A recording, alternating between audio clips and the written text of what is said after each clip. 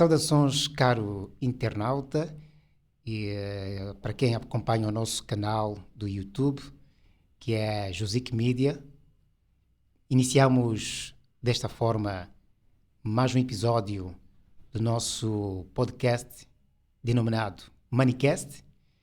Estamos novamente neste espaço para momentos de conversa descontraída e também uma conversa séria sobre uma figura que já aqui o amigo 20, sobre a figura que o nosso caro internauta tem aqui presente, de seu nome Madeira Sebastião, que vai contar, para começar, aquele que é o seu percurso de vida, quando iniciou nesta área, ou seja, quando iniciou a sua formação académica e um pouco do percurso, passou um pouco pela docência, teve também momentos de formação fora do país e com certeza hoje é conhecido também como jornalista e digamos que um professor também nesta área.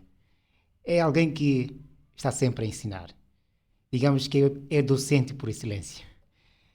Então, a nossa conversa mesmo é com Madeira Sebastião, mas antes pedimos ao caro internauta para subscrever o nosso canal. Precisamos de mais subscritores para o nosso canal, mais inscritos, o nosso canal Josic Media. Há muitas visualizações para os nossos podcasts, mas poucos vão para lá e inscrevem-se. Então pedimos para que faça isso, ajude e apoie esta iniciativa. Madeira Sebastião, conte-nos um pouco o seu percurso, fale-nos aqui em breves palavras sobre esta parte da sua formação, quando iniciou a sua formação, quando nasceu, em que local deste país, um pouco de si, para conhecermos e contextualizarmos um pouco de si. Ok, obrigado pela oportunidade e pelo convite de poder interagir com um vasto público desconhecido. Eu chamo-me Madeira Sebastião, sou natural de Mupeia, um distrito da província da Zambésia, mesmo à beira do rio Zambésia, na margem esquerda. Foi lá onde eu iniciei os meus primeiros anos de escolaridade. Depois passei para a missão de Chupanga, já na província de Sofala, e concluí a quarta classe em 1974, altura já da transição para a independência, formação do governo da transição para a independência de Moçambique. Então, feita a quarta classe, voltei para a província de origem, já para o distrito de Murumbala, onde também havia uma missão, só que de nível logo a seguir, que tinha na altura o primeiro e segundo ano do chamado ciclo preparatório. Então lá só fiz o primeiro ano, então daí transitei para Tete, onde estava o meu irmão mais velho. Fiquei 2 trimestres na cidade de Tete, depois transitei para o distrito de Songo, onde concluiu o ano.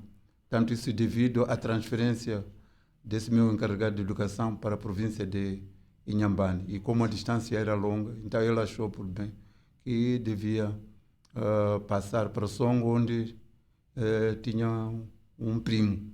Então passei a viver com esse primo durante 3 meses até ao fim do ano letivo 1976. E depois daí consta que teve uma passagem também por Cuba. Conte-nos Exato. esse percurso. Antes de Cuba, quando saí de Tete, em 76, passei para... aliás, eu concluo em 76.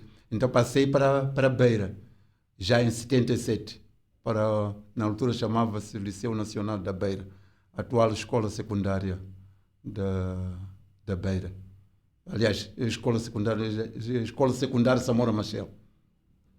Então, na altura, logo após a independência, chamava-se Liceu Nacional da Beira. E, então, lá fiquei um trimestre. No segundo, foi quando eu fui selecionado para fazer parte do primeiro grupo do mais numeroso, digamos assim, passa a redundância, tanto mais numeroso grupo de estudantes de uma única vez para o exterior. Entanto, éramos mais ou menos 1.200, primeiro grupo. Então, eu fiz parte desse grupo para Cuba já em 77, quando eu andava na 7ª classe. Agora, como foi inserir-se num local diferente, talvez com cultura diferente e outros hábitos que foi encontrar naquele local?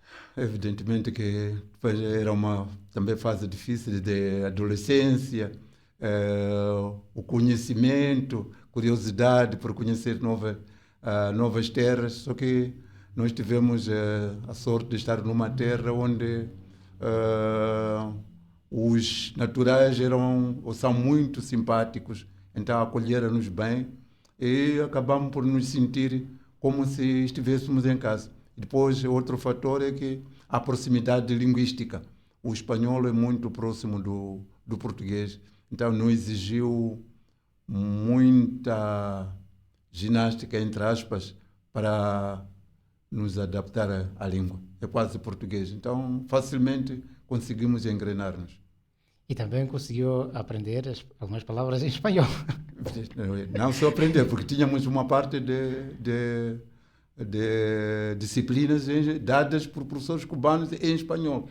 Então, de modo que conseguimos adaptar-nos facilmente. Mas tínhamos outras também que eram dadas em português por professores moçambicanos. Agora, e lá, que formação? Não, eu fiquei lá 3 anos, fiz a 10ª classe e depois... Então, às vezes, um olhar breve. Sim. Depois dos 3 anos, quando fiz a 10ª classe, então fui recambiado já de regresso ao país, sem nenhuma formação profissional. Teve uma formação? Não, lá não tive formação profissional. Foi uma formação básica. 10ª classe. 10ª classe. Exatamente. Muito bem. Sim, daí regressei ao país. Nesta altura ainda não sabia o que seria, qual seria a afetação. Sim. E então, quando chegamos, fomos encaminhados para as casas para nos apresentar. E depois de algum tempo, fomos chamados para nos apresentar em Maputo para sabermos as novas afetações. Então foi quando eu fui afetado para a área de saúde, conjuntamente com alguns colegas, outros foram para a educação, mas depois eu acompanhei que havia um curso de jornalismo. Tinha muita curiosidade por jornalismo, porque sabia que o jornalista viaja muito, conhece o mundo. Então eu também fui atraído por essa componente. E depois tinha uma certa segurança de que era bom aluno em redação, dominava minimamente o português, sabia que era um dos ingredientes exigidos no jornalismo. Então fui ao Ministério pedir para mudar de curso.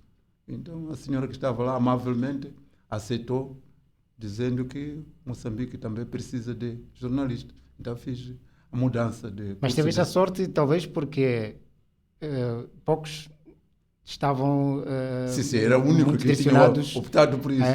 Por este curso. Exatamente. Ou seja, por esta formação ou por esta profissão. Exatamente. Então eu fui o único. Então, enquanto o grosso... Porque acho que era normal, na altura, mais pessoas direcionadas à saúde, educação.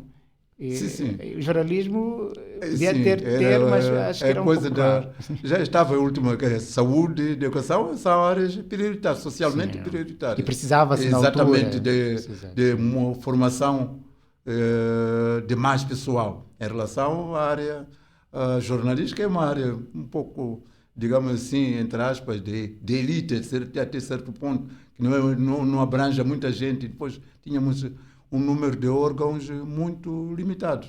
Não é? Era Rádio Moçambique, notícias e televisão, era ainda experimental, que era a TVM, que veio a ser a TVM mais tarde. E depois tínhamos o Diário de Moçambique. E então, quando passo para a escola de jornalismo, ainda faltavam uns 3 meses para o início do curso. Então foi quando o diretor da escola, o falecido Fernando Couto, aconselhou-me que fosse estagiar. Quer dizer, antes do curso fosse adquirir noções práticas de jornalismo já num órgão que estava representado em Fernando Moçambique. Couto é o pai de Mia Couto. Como diz? De certeza é pai Sim, de sim, Mia Couto. exatamente. Foi um dos nossos professores, Fernando Couto. Então, ele passou-me guia, fui apresentar-me ao Diário de Moçambique, em Maputo, delegação do Diário de Moçambique em Maputo. Estamos a falar de 82. Então, apresentei-me. Então, como toda regra de jornalismo, o estagiário acompanha um mais antigo para ver como que se faz o trabalho, depois volta, ensaia a escrita. Então, fui fazendo isso e, no final, acho que tive uma nota positiva, a ponto de ser aconselhado que poderia já começar a trabalhar sem necessidade de... Até podia prescindir o curso, porque o jornalismo é mais prática do que... Mas eu insisti que queria fazer o curso. Mas, por uma questão de que o órgão gostou do meu... ou da minha projeção, ou tinha alguma esperança que poderia ter uma projeção no jornalismo, então preferiu que celebrasse o contrato comigo, de modo que ao terminar o curso não escolhesse nenhum outro órgão, fosse diretamente para o diário e passaria a pagar-me alguma avança, e mesmo estando a estudar.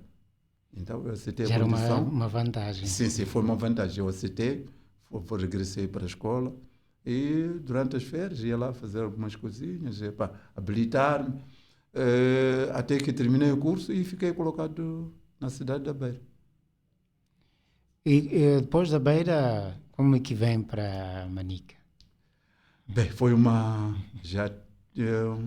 passei para a Beira no final do curso, estamos a falar de 84.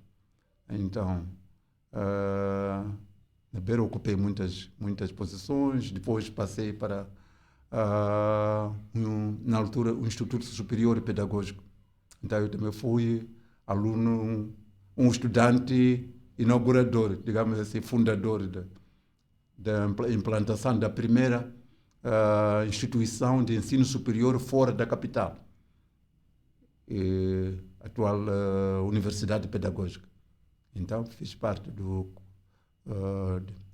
frequentei o curso já de orientação de docência, para ser professor, mas eu não tinha nenhuma ideia ou alguma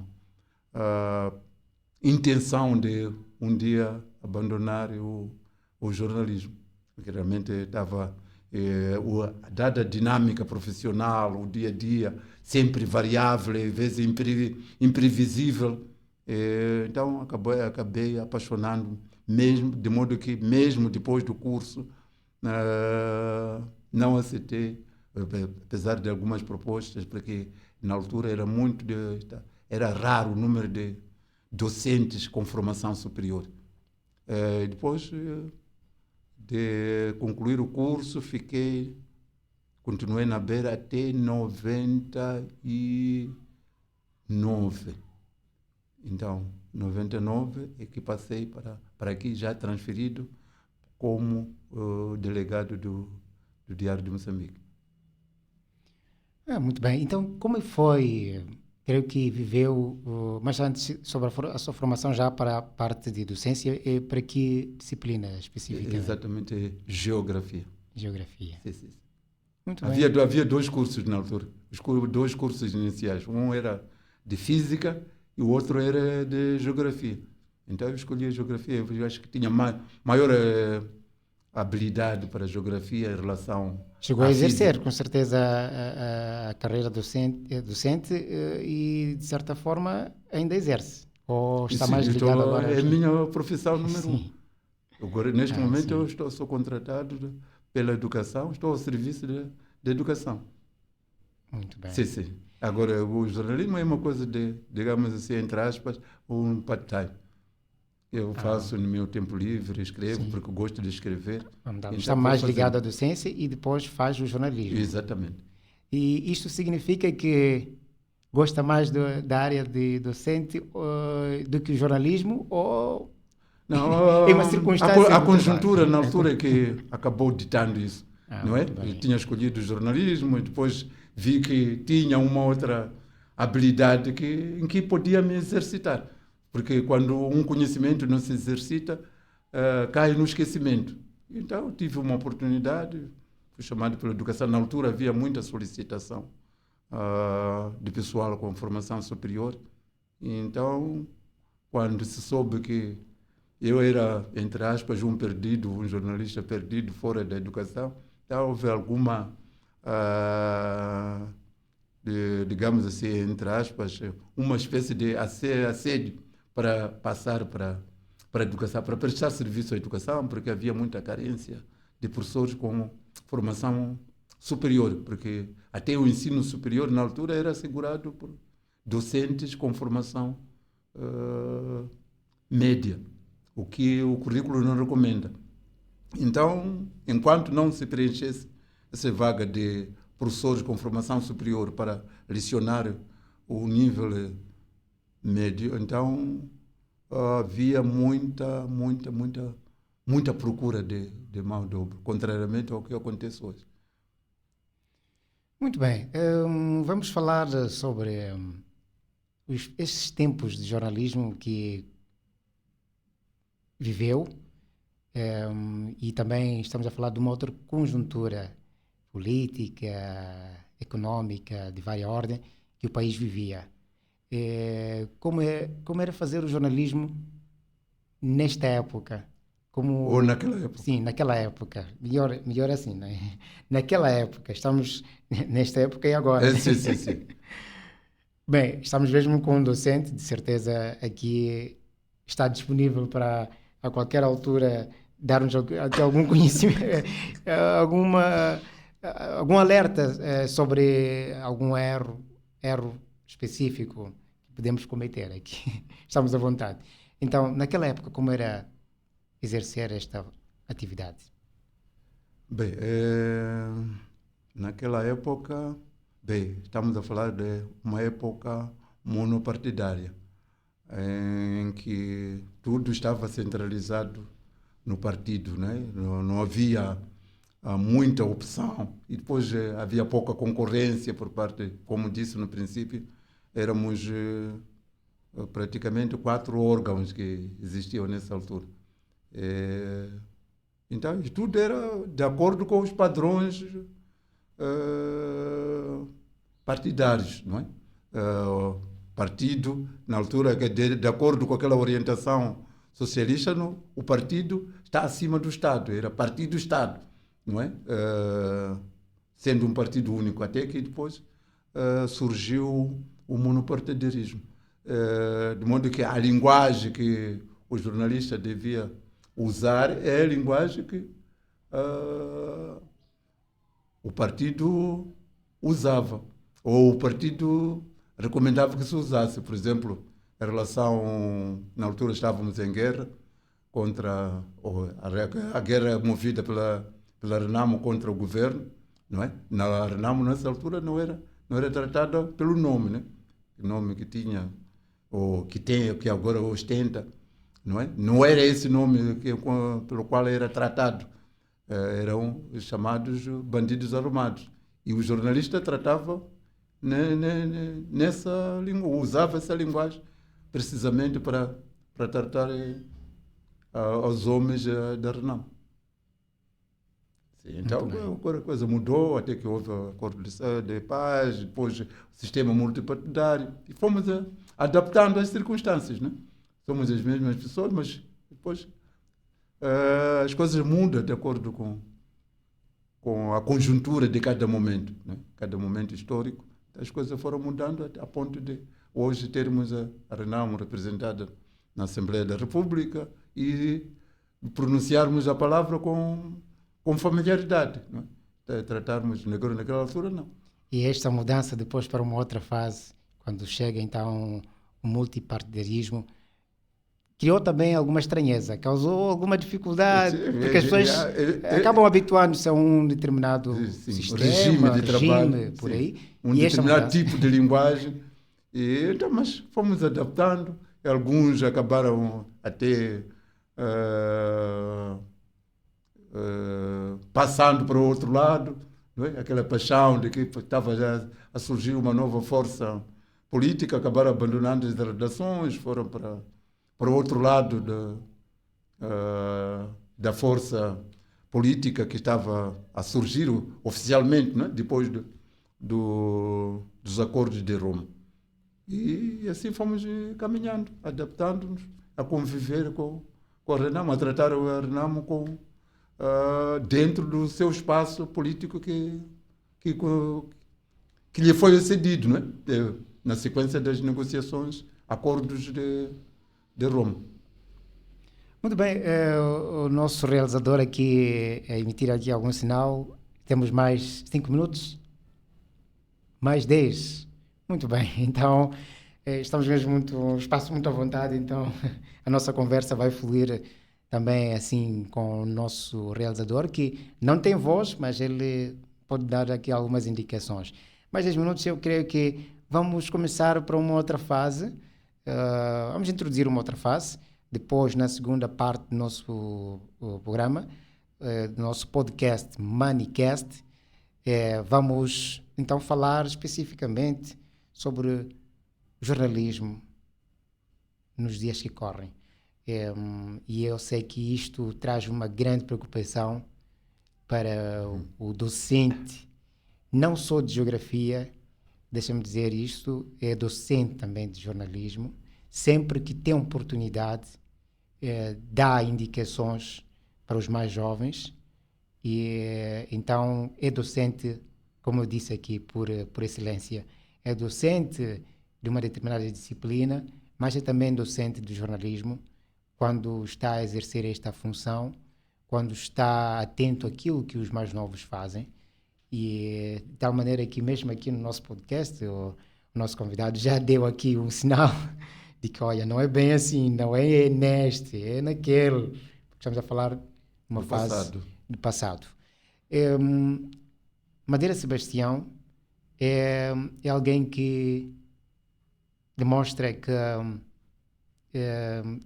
está atento também a esta forma como o jornalismo está -se a desenvolver e também aponta alguns aspectos que devem ser melhorados, vamos dizer assim, alguns aspectos negativos de como o jornalismo está a ser feito.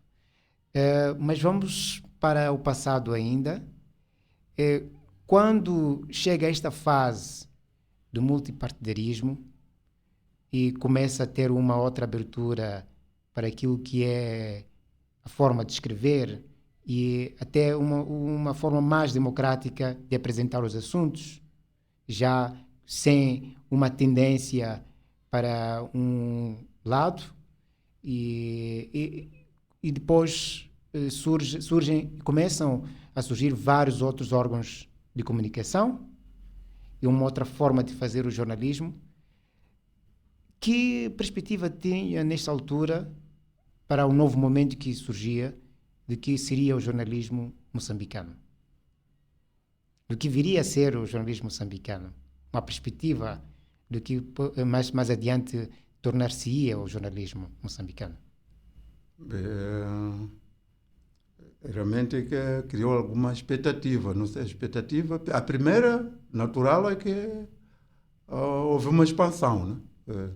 Em termos de crescimento do número de órgãos de comunicação, abriu-se espaço para para se abrir órgãos independentes, chamados independentes.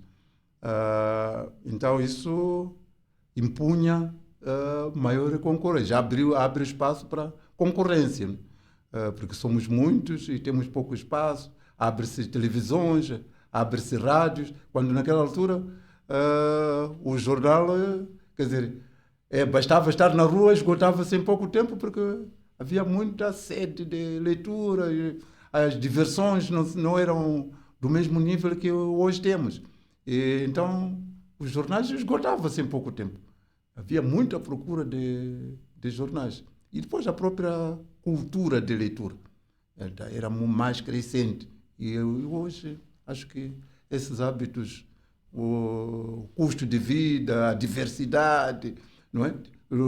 Se não leio o jornal, vou acompanhar a informação pela rádio. Se não é pela rádio, vou acompanhar pela televisão. É a mesma informação que está. Então, em algum momento, eu posso me interrogar se valerá a pena, neste momento, comprar o jornal ou vou escutar a rádio ou vou assistir a televisão.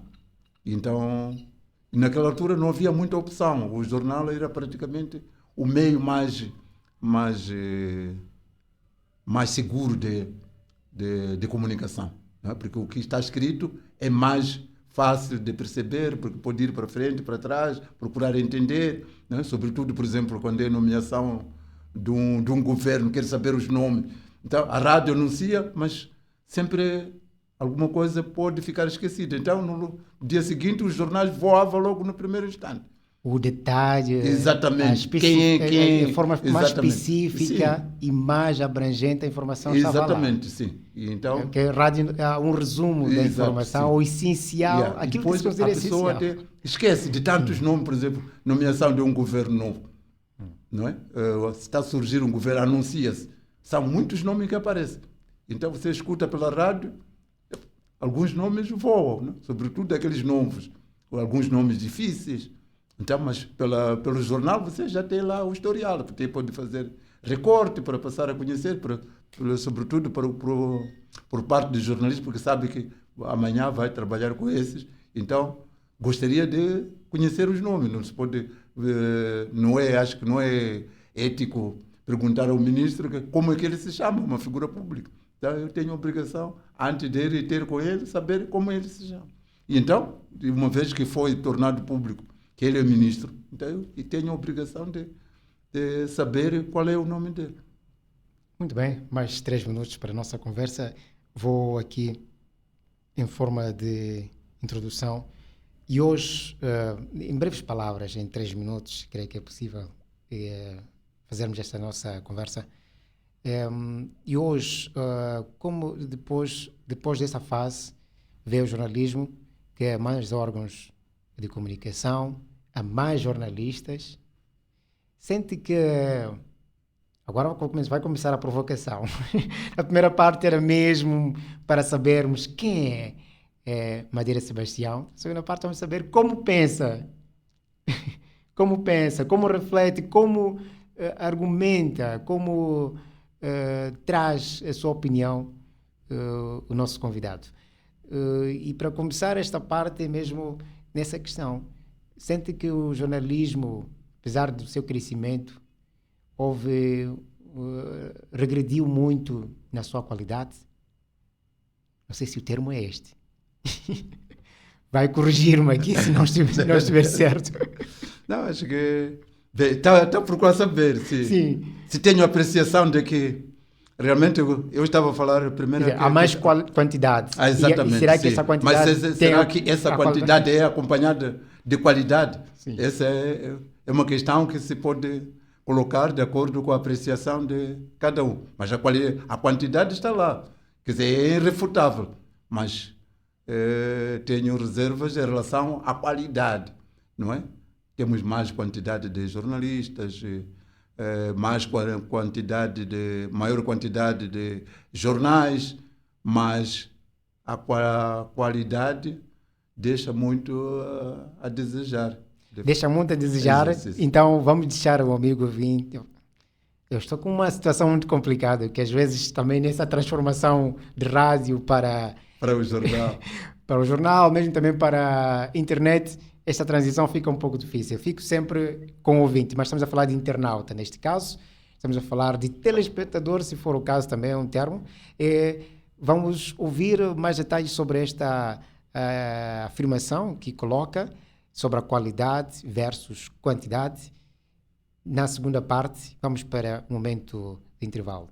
Voltamos dentro de momentos para acompanhar, então, o parecer do nosso convidado sobre qualidade ou quantidade versus qualidade de jornalismo nos dias que correm. Jusic Media, comunicação e multimédia. Eternizamos momentos únicos, como eventos corporativos, casamentos, celebrações especiais, através da magia da videografia e fotografia. Na Jusic Media, mergulhamos na arte da comunicação visual para transformar cada segundo em lembranças que perduram para sempre. Transmitimos a essência e a emoção de cada ocasião. Jusic Media, sua imagem, nosso dever. Bem-vindo de volta, caro internauta. Estamos hoje em conversa com o docente e jornalista de seu nome Madeira Sebastião. Falou na primeira parte deste espaço sobre o seu percurso de vida até os seus primeiros momentos de jornalismo. Contou também aquilo que foi a questão de jornalismo numa conjuntura diferente, no monopartidarismo e depois a fase inicial do multipartidarismo. Mas na parte final ficou aqui uma questão, uma provocação, uma pergunta sobre aquilo que é a quantidade de órgãos de comunicação social versus qualidade do jornalismo. Digamos que o jornalismo beneficiou-se então deste multipartidarismo, a abertura que houve para a criação de vários órgãos, mesmo também uma lei que defendia então a questão do jornalismo. Madeira Sebastião, o que é que tem a dizer sobre este aspecto? Há muitos órgãos de comunicação e será que isto também, em termos de qualidade, está bem encaminhado? Como verifica isto? Qual é o seu parecer em relação a isso? Se a quantidade é diretamente proporcional à quantidade. Exatamente. Ou a quantidade é diretamente proporcional à qualidade. Por aí. Eu que seria de desejar. Sim. Mas, infelizmente, tenho de confessar que não é o que acontece no terreno. A realidade dita o contrário, que a quantidade não é diretamente proporcional à qualidade. Quer dizer que os órgãos de comunicação aumentaram numericamente, mas a qualidade está em queda livre. Isto a que se deve? Deve-se à preparação dos fazedores, não é? E a preparação de onde que parte? Parte da escola, não é? Na escola, dentro do português, há uma prática que se chama redação. E, noutros tempos, acho que o aluno já treinava a redação antes da quarta classe. Atribuía-se tema e ele desenvolvia o tema, expor lá o pensamento. E quando o professor corrige uma redação, tem aspecto a coerência do pensamento e a construção, a estrutura frásica.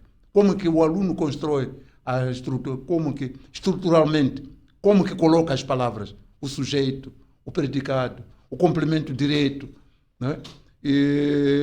Então, tudo isso, a pontuação, tudo isso fazem parte dos elementos da escrita.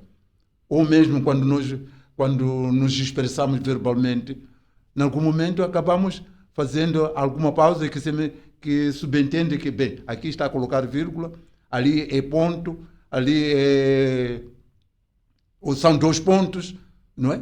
Mesmo na expressão verbal aparece isto e transporta isso para a escrita, já como sinal gráfico que fica lá no papel. Mas quando falamos também expressamos da mesma maneira, porque senão a gente não havia de se entender. Estava a dizer que, por exemplo, imagina a gente escreve um texto, não tem pontuação. Como é que você vai perceber esse texto? Não tem vírgula, não tem, só estão lá ideias, um conjunto de ideias, um texto aberto. Mas é um exercício que nós fazíamos, não é? Colocar um texto para o aluno pontuar, quer dizer, colocar lá a pontuação, quer dizer, para avaliar até que ponto o aluno é capaz de distinguir qual é a pontuação que ele vai colocar num texto. Era uma forma de avaliação que era uma prática corrente na altura. Mas hoje o aluno não sabe o colocar vírgula. Se você está a ditar o apontamento, tem que dizer vírgula, vírgula, vírgula, vírgula, tantas vezes quantas necessárias. Mas se ele tem a noção de que uma das funções de vírgula é a separação dos elementos na enumeração, você, ao enumerar os elementos, ele vai ponto vírgula. Não precisa que o professor grite vírgula, vírgula, 10, 20 vezes a pôr vírgula. Não seria necessário. Então, já essa é a parte prática da pontuação. Mas a pontuação é um elemento fundamental, porque sem pontuação você não compreende. Não é? Eu posso dar um exemplo. O Júnior Madeira é diferente de Madeira Júnior. Então, Júnior, vírgula, Madeira, vírgula, depois vai. Quer dizer que estamos a separar os elementos. E temos até aquele exemplo da mesma frase, mas a pontuação em locais diferentes da frase. E ganha significados também diferentes. Exatamente, sim. Esse caso, por exemplo, da pontuação... dessa anedota, né, do indivíduo que escreveu um dístico, a dizer que o Salazar pode morrer, não dá falta à nação. Então ia sendo preso porque estava a ofender uma figura numa altura de ditadura. Né? Escreveu um dístico. Mas não tem pontuação. Como que você vai interpretar isso se não tem pontuação? Então ele depois... Não, desculpa, eu não apontei, ainda não coloquei a pontuação. Então agora vou colocar a pontuação. Então faz a pergunta. Salazar pode morrer? Ponto de interrogação. Então, outra linha, traço, não, vírgula, dá falta à nação. Aí então, ele escapou. Consegue escapar da situação. Quer dizer que a pontuação é tão fundamental quanto a própria escrita. É parte integrante da escrita.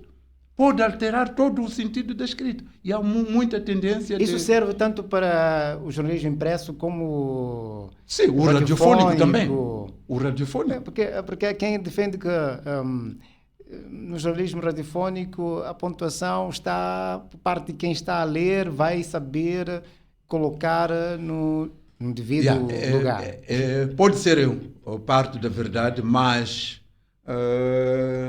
o erro é menos acentuado quando está escrito. Não pode ser uma espécie de adivinha? Sim, saber onde que vai colocar o vírgula. Não é? Por exemplo, há uma regra fundamental que diz que o sujeito e o predicado são elementos indissociáveis. Quer dizer, não pode ser separado. Eu não posso separar o sujeito do predicado através de vírgula. Não se separam. Né? Mas muitas vezes a gente vê isto separado em muitos textos. E eu ponho vírgula, sou. Não posso. Então, e muitas vezes o aluno não tem noção do que é sujeito, do que é predicado, do que é complemento direto dentro da oração. Então, esses elementos são elementos teóricos que a gente muitas vezes não pergunta à pessoa qual é a função deste. Mas, à medida que for aplicando, desde que cada um esteja dentro do seu espaço, então estamos a desenvolver a conversa fluentemente, sem necessidade de irmos à teorização. Quer dizer, qual é o sujeito aqui? Qual é o predicado? Qual é o complemento direto? Não é? Se está na voz passiva ou na voz ativa, a frase. Então, o mais importante é, a partir da teoria, nós sabermos aplicar em cada momento em que nos expressar. Agora, onde é que surge aqui o erro? Nós vemos que há muita formação, ou seja, muitos estabelecimentos ou instituições de ensino superior voltados para jornalismo. Esta formação já existe até este nível, mas a qualidade para si ainda não chega àquilo que deseja ou que tem como perspectiva para que consiga perceber que o jornalismo desenvolve também no aspecto de qualidade. Agora, onde é que surge aqui o erro? Temos o ensino superior, mas antes também o ensino médio e até o básico. Onde é que começa aqui o problema? O problema começa na base, não é? E vai desenvolvendo, vai progredindo, não é? Porque se você não tem uma formação básica sólida, não vai construir o castelo. Vai ser castelo de areia. Mínima ventania caiu. Então, mas está num ponto muito elevado. E quanto mais elevado for, maior é a suscetibilidade de queda. Né? O que está a acontecer é que, realmente, a partir da base, nós não criamos a solidez necessária. E quando não há solidez necessária, um pequeno vendaval, o edifício sem pilares cai. Nós estamos a criar pilares. Então, não se pode construir uma casa a partir do teto. Tem que começar a partir da base. E então, um conjunto de palavras obedece a uma estrutura. Não é amontoar palavras para dizer que formei uma frase. Né? Há um filósofo matemático francês que diz que a casa constrói-se com pedras, não é? Como a ciência com fatos. Mas um conjunto de pedras não é casa. Da mesma maneira que um conjunto de fatos não é história. O que está a faltar? Está a faltar a estrutura, colocar os fatos dentro do seu e saber encadear, fazer um encadeamento disso. Quer dizer, cada elemento no seu lugar. Né? Porque se nós aqui somos três, dizer que isto é uma redação e mudamos de posição, pode não sair aquilo que nós pretendemos aqui. Eu passo por aí, você passa por aqui, e depois passo por ali. Somos os mesmos elementos, mas não vai funcionar. Não há funcionalidade. Por quê? Porque a estrutura está desmontada. Né? É como uma equipa de futebol. Põe o guarda-redes como avançado, o avançado como guarda-redes, continuam os mesmos elementos dentro da equipa, mas a equipa não vai ganhar. Porque mexemos, a equipa não tem estrutura. Cai. Mas todos os elementos estão lá. O Neymar está na baliza. Agora, acredita que, olhando para esse aspecto, há pessoas erradas no jornalismo. Falou da estrutura, falou também da questão da funcionalidade. Há pessoas deslocadas daquilo que devia ser a sua formação, a sua profissão, e que estão lá, entraram para o jornalismo, mas que deviam estar numa outra área. É neste exemplo também que se insere a sua, ou que se coloca a sua constatação? Evidentemente, é a partir dali, não é? Porque muitas vezes é aquilo que se diz que algumas vezes o ignorante não sabe que não sabe. Não é? Ele julga que sabe.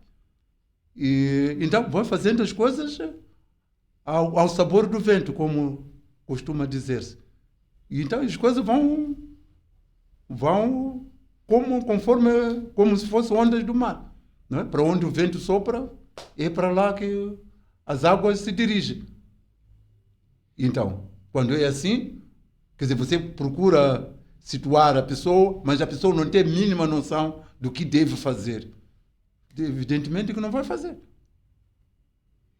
Agora, isso quer dizer que o jornalismo foi tomado foi invadido. Há intrusos no jornalismo. Eu estou a ser contundente aqui na expressão e não quero influenciar a isso, mas sabe que o jornalismo é assim, o jornalista é assim, gosta de colocar as questões de forma provocadora. E o programa, o espaço, o podcast é mesmo assim, é mesmo para provocarmos estas questões. Mas não, isso tem sido matéria em algum momento de debates, não é? A própria, por exemplo, não, estava a dizer que as redações recebem elementos que vêm da escola, não é? Para o estágio. O estágio implica, quer dizer, que o estudante está já numa fase relativamente avançada, não é? Já falta um ano, talvez, para concluir, mas não tem a solidez necessária. Como que vai ao estágio se ele não tem a base? Como que há de concluir o curso sem saber expressar-se por escrito? Que é o elemento fundamental do jornalismo. Não é? Em qualquer que seja o órgão. Porque se você baralha muitas vezes dessas retificações que nós assistimos quase diariamente, depois não foi isso, a fonte não disse isso. Por quê? Porque baralha as palavras.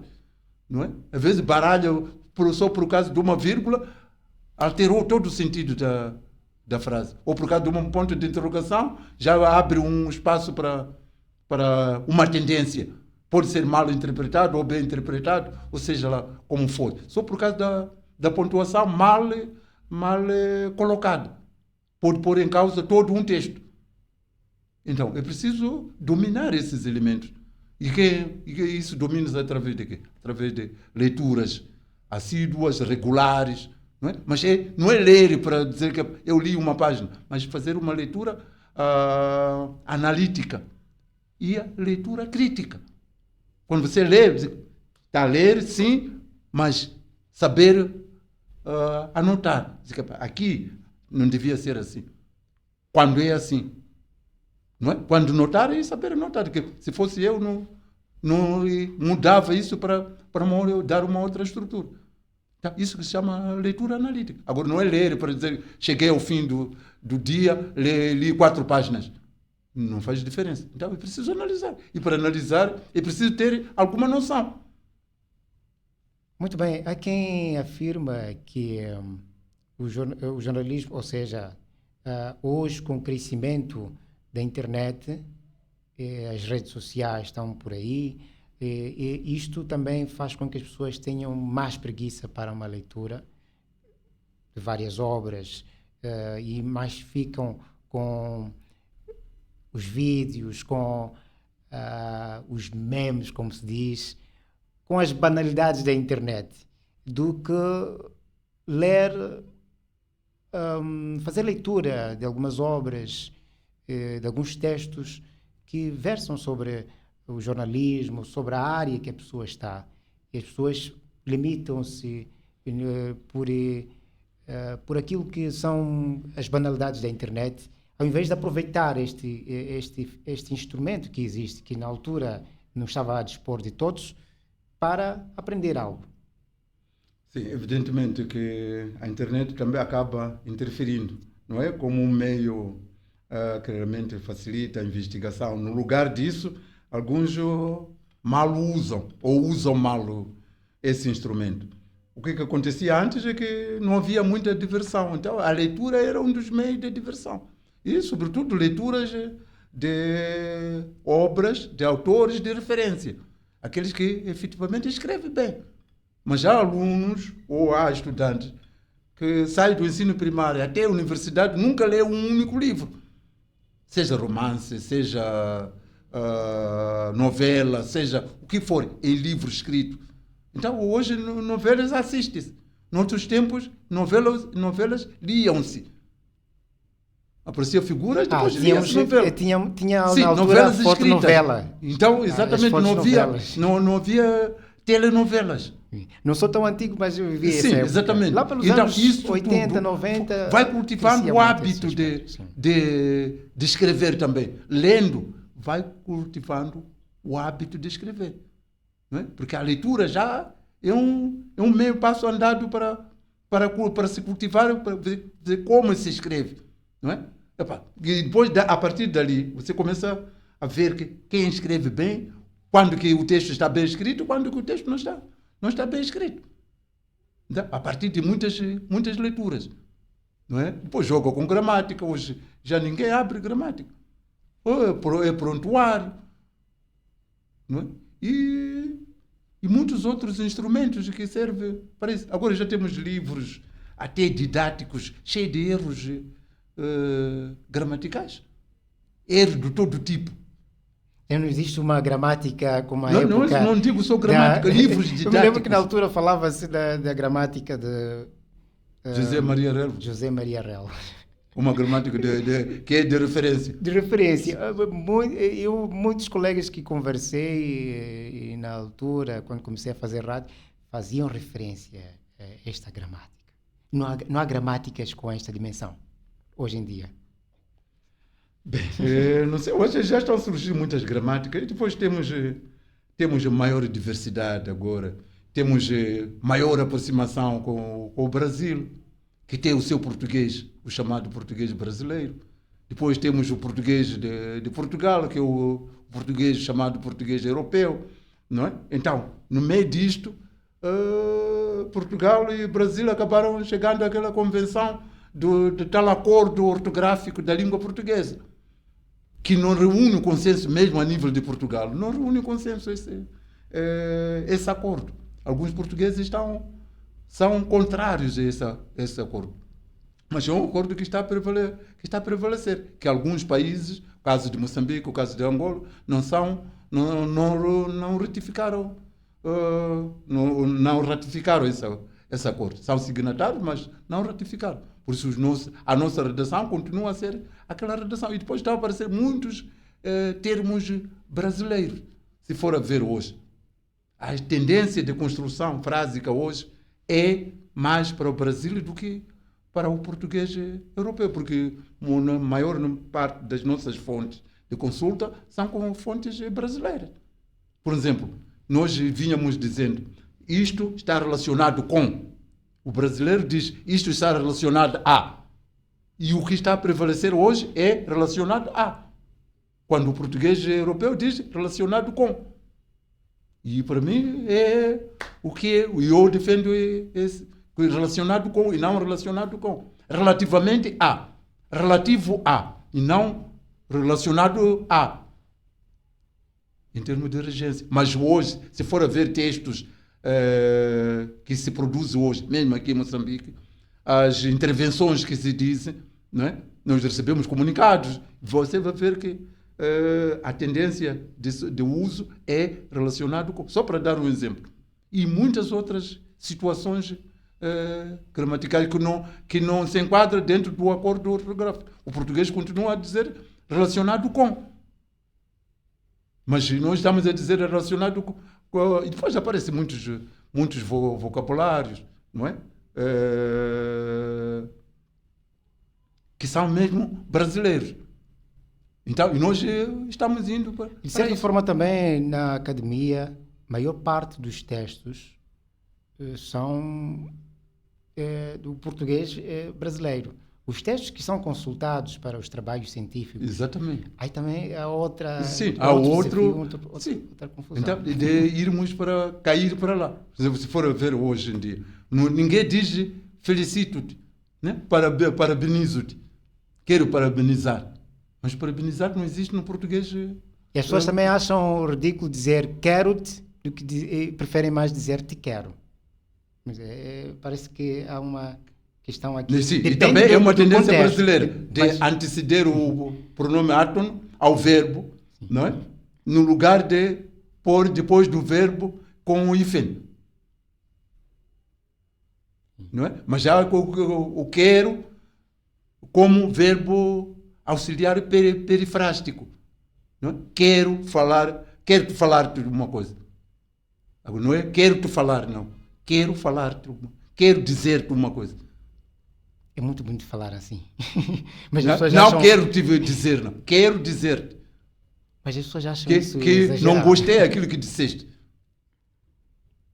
não é? Mas é muito bonito falar bem a língua portuguesa. Sim, bonito, mas é preciso cultivar, não é? Para isso. É estar todos os dias a vasculhar, a ler, a cultivar a gramática e questionar algumas questões, porque não basta consultar a gramática e consumir a gramática. Nós já aprendemos tudo o que a gramática tinha para nos dar, as conjunções, mas depois hoje está a aparecer outro tipo de conjunções que eu estou a estranhar. Né? Não eu aprendi como uma locução conjuncional, não sou, mas também, mas hoje está a aparecer não sou e. O i já é uma outra conjunção que não tem nada a ver com não sou. O não sou coordena com mas também. Outra questão que surge, agora também quero aprender, é mesmo na frase, pode-se ter a vírgula quando temos na outra oração, começar a ter a vírgula e foi a igreja. Pode-se fazer esta questão, colocar a vírgula depois do antes depois de vírgula. Antes de o i depois sim, de vírgula. Sim, não, vírgula e digamos que é a construção aí de uma oração e começa a segunda oração logo vírgula e terminar-se a ideia inicial. Temos a ideia inicial e depois menciona-se uma outra pessoa ou uma outra atividade e temos o i para começar. Antecedido de vírgula. Sim. Sim, mas quando há uma intercalação, não é? Eu digo, por exemplo, Júnior né? Da Silva, né? Sim, Júnior da Silva. Júnior da Silva, jornalista do Diário da Rádio Moçambique, não é? Então, o jornalista da Rádio Moçambique fica entre parênteses, porque é a continuação do Júnior da Silva. Chama-se continuado, apóstolo ou continuado, não é? Estou a continuar com a ideia de Júnior da Silva, como a gente diz no requerimento. Fulano tal, Madeira Sebastião. Mas pode ser assim, locutor, vírgula e jornalista. Não. Aí já não pode ver. Não pode ter. Não. Aí tem que ser I. Mas eu estou a dizer a intercalação. André Júnior da Silva, né? Jornalista da Rádio Moçambique, não é? Vírgula. Ali entra vírgula. Depois do jornalista da Rádio Moçambique. Então, o jornalista da Rádio Moçambique fica entre vírgula. Agora, se quer pôr outro elemento, por exemplo, que tenha pomos o nome dele, também dizemos da televisão de Moçambique. Muito bem. Tá vendo? Da televisão de Moçambique também é outra intercalação.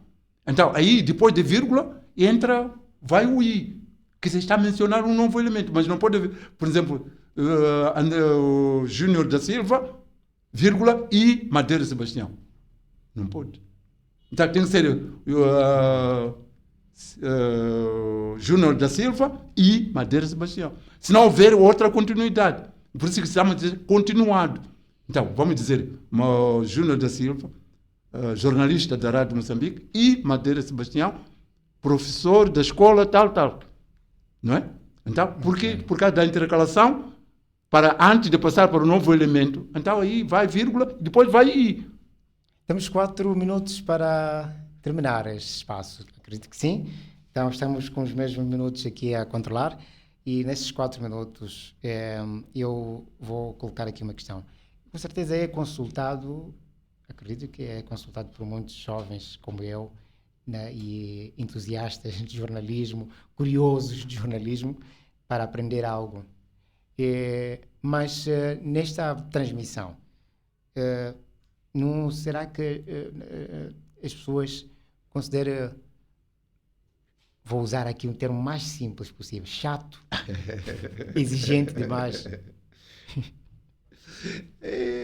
Mas o chato não pode ser a pessoa que está a consultar. Eu diria chato por parte de aluno que que quer passar de classe. O aluno que quer passar, que está na sala para passar de classe. Quer dizer, para ele o mais importante é passar de classe. Tudo que o professor dá, se ele não está preparado para perceber, é uma chatice. Passe a expressão, entre aspas, né? É uma chatice. Porque ele não está aí. Quer passar de classe. Agora, se você faz consulta, a pessoa te explica gratuitamente. Porque às vezes as consultas pagam-se. Por isso chama-se consultoria. Há consultorias também gramaticais. Ou por consultoria de linguística. Né? Abrir um escritório para consultoria. Há uma relação afável com a nova geração de jornalismo, sem qualquer tipo de constrangimento. Eu não tenho conflito com ele. Agora, o conflito está exatamente ali. Quando eu detecto que, em alguns casos, nos grupos, a gente acabamos intervindo. Mas isto aqui não devia ser assim. Mas alguns captam isso de forma favorável, amigavelmente, aparece agradecer. Mas há outros que dizem que tem manias de que sabe ou que quer corrigir. Então, até porque passa aqui o termo, alguns dizem, mas esses cotas são muito chatos. São manientos. Passa o termo aqui. O tempo deles já passou. Mas como se diz, quando alguém tenta transmitir esse conhecimento, já vem de uma longa carreira, há esta questão que nós jovens abordamos. É um cota ultrapassado, chato. Agora a dinâmica do jornalismo é outra. Ele não se adapta ao tempo. Né? Há muitas essas coisas para tentar... Exatamente. Enfatizar o seu lado mau. Para fazer valer. Sim. E então é preciso ensinar. Mas há quem no meio disto acaba aprendendo. Né? Porque quando você interage diretamente no grupo, há aquele que fica em silêncio, mas tira a lição daí. E aquele que se exalta porque é o sujeito direto. Eu já aproveito de dizer que eu tiro lições e agora vou falar isso, vou tirar esse segredo, tiro essas lições. É por isso que eu digo que é professor mesmo naquilo que é a atividade jornalística, quando vai transmitir esses conhecimentos. Eu aprendo muito e agora estou agora a tirar esse segredo. Aprendo muito e fico lá no silêncio, não faço... Não se atrapalha. Sim, mas é que eu gosto de aprender muito... Em silêncio. Em silêncio, às vezes talvez os outros manifestam-se, mas é quem que fica calado, toma nota irritado. E aprende alguma coisa. Mas é quem fica irritado. Sim. O silêncio pode ter vários significados. Temos um minuto. Em um minuto eu vou deixar que também apresente aqui a sua mensagem, a sua recomendação e aquilo que é o seu ponto de vista e o seu recado para o jornalismo atual. Acho que o recado já foi dado. E vamos continuar a interagir com paciência. E é realmente doloroso que pessoas que passam 4 anos numa escola superior saiam lá sem a fundamentação, sem convencer de que efetivamente tem uma formação superior para transmitir, para enriquecer as redações. As redações também estão a ficar desfalcadas. As gerações passam. Então, esses que estão a sair das escolas de jornalismo devem munir-se de instrumentos para ocupar esses espaços. Né? Porque as gerações passam, não é? Então, nós temos de assumir as novas posições. Muito bem, temos que assumir as novas posições. É esta recomendação deixada pelo senhor Madeira, que é aqui do seu nome Madeira Sebastião, é docente de Geografia, mas também um grande docente e professor ligado ao jornalismo, sempre disponível para ensinar, para explicar, para esclarecer aos mais jovens sobre as formas corretas de fazer-se o jornalismo, de escrever os textos jornalísticos, obedecendo com certeza as questões gramaticais. Foi assim o nosso espaço de conversa no Manicast, um podcast de conversas descontraídas, mas também sérias, como aqui o amigo Vinte pode constatar ao longo desta conversa, e que nós falamos sobre o percurso e também o ponto de vista sobre o jornalismo atual no nosso país de forma concreta. E terminamos desta forma, mas aqui também fica um pedido para que o amigo ouvinte possa. Terminamos desta forma e aqui fica um pedido para que o nosso internauta possa inscrever-se, possa subscrever o nosso canal Jusic Media. Precisamos de mais inscritos. Apoie esta iniciativa, apoie este podcast, apoie a Jusic Media para o seu crescimento. E assim também crescemos juntos. Aquele abraço.